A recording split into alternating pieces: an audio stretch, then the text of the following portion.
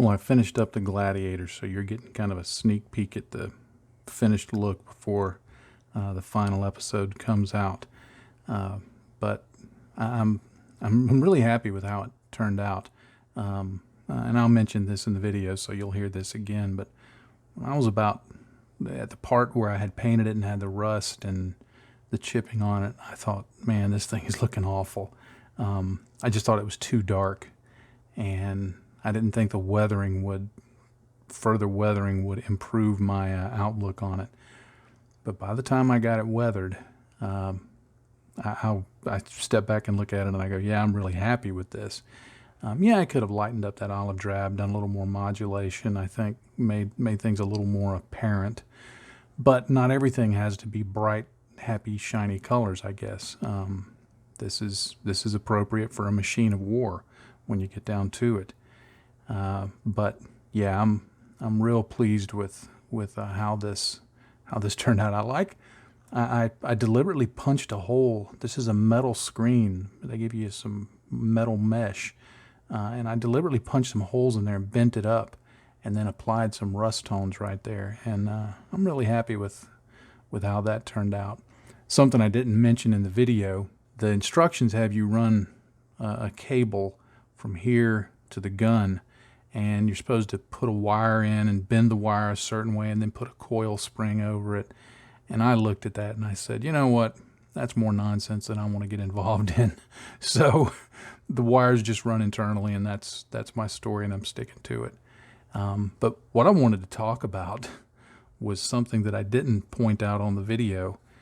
There's this bottom plate that is covering up where the legs connect, and it's just held on by poly caps.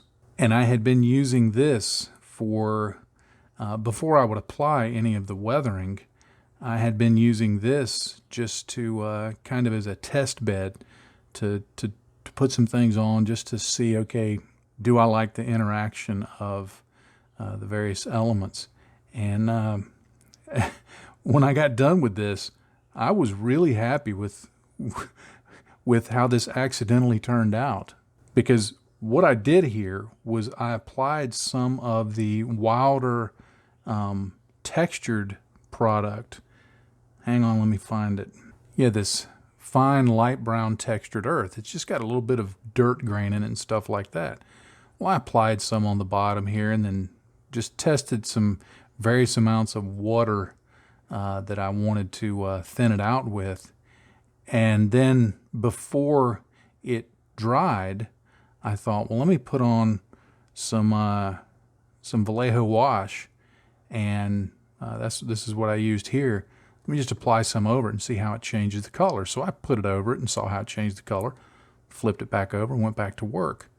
And later on, when I flipped it over again to check to do something else to it, it had this cracked effect. And I didn't use it anywhere else on the model because I want to test it, but this is one of the reasons I model, is to find little things like this. I had no idea that putting those products on in that order, and I've got a test to verify that it is that order, that it wasn't just some weird coincidence, but rather something that I can replicate. Because if I can replicate that, that's going to look really cool as weathering. So the point, I try to have a point to each vlog. The point is experiment. Don't people message me and email me and drop comments in videos, and otherwise just say, well, can I do this? Can I do this? And the message I try to convey is you can do anything you want. As long as you're, not setting it on fire. I think any kind of testing and experiment is going to yield some kind of result.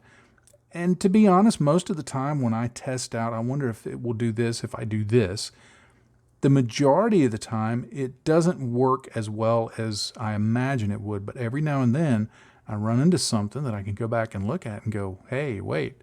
And quite often, the stuff that's useful is the unexpected stuff, like this. So, Anyway, don't be afraid to experiment. Now, certainly there's some limitations. I mean, you don't want to mix acrylic and lacquer products while they're still wet. And acrylics and enamels together don't necessarily work really well, although who knows, they may produce some cool effects.